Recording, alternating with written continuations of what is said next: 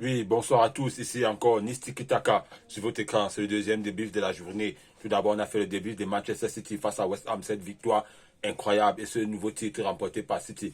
Maintenant, nous allons faire le débrief du match Barcelone vs Rayo Vallecano qui s'est soldé sur un score de 3-0. Top performance des Barcelonais.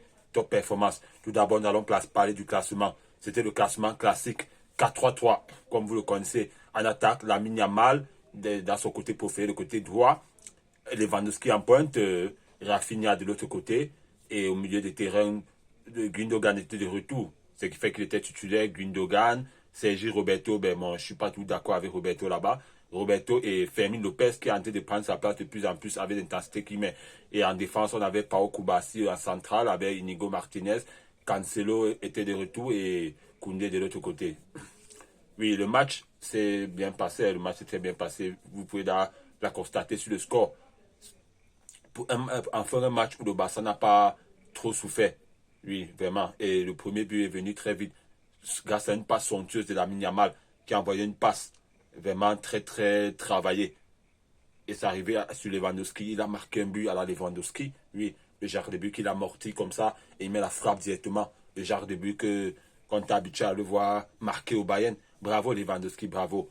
Bravo. Mais malheureusement, tu ne vas pas être pichichi puisque Dovik et Bellingham sont encore devant toi. Sauf par miracle, il manque un seul match. Oui.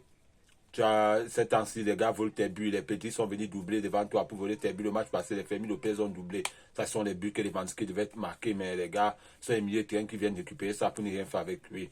Et on a ensuite le match a continué dans la même lancée. Oui, le Barça a eu des occasions, mais ils ont raté aussi. Et l'équipe de Rayo Vallecano, bon, il y a ici, c'est lui le chauffe là.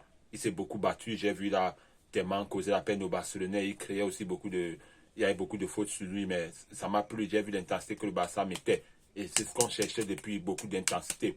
Et grâce à cette intensité, le match allait à la mi-temps sur un score toujours de 1-0.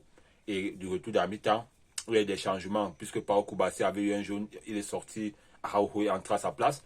On a aussi fait entrer Christensen à la place de Roberto. Et après, on a aussi mis Pedri. Pedri est entré. J'ai vu, il se faisait masser les pieds là, pendant la mi-temps. Et après, il est entré.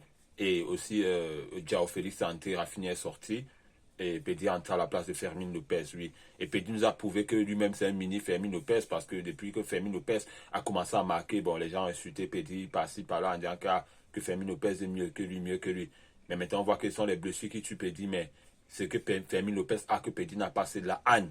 C'est la haine et le pressing. Moi, ce que j'aime sur Fermin Lopez que Pedri n'a pas. Mais aujourd'hui, Pedri a aussi montré qu'il peut marquer. Il a doublé. Pedri a mis le premier but, deuxième but 2-0. J'étais très content. Et après, il manque un autre but. Grâce à une passe d'Araujo à distance. Ça m'a beaucoup surpris. Voir où renvoie une passe et Pedri prend en profondeur comme un pointeur. Et il met dedans. Bravo Pedri. On a quand même, cette fois, on a enfin pu battre Rayo Vallecano normalement parce que Rayo Vallecano, c'est une équipe qui a toujours beaucoup menacé le Barça. Des fois, il gagnait, mais des fois, il était nul. Je suis très content qu'on les ait enfin battus normalement comme ça sur un lourd score. Mais dommage que ça soit en fin de saison.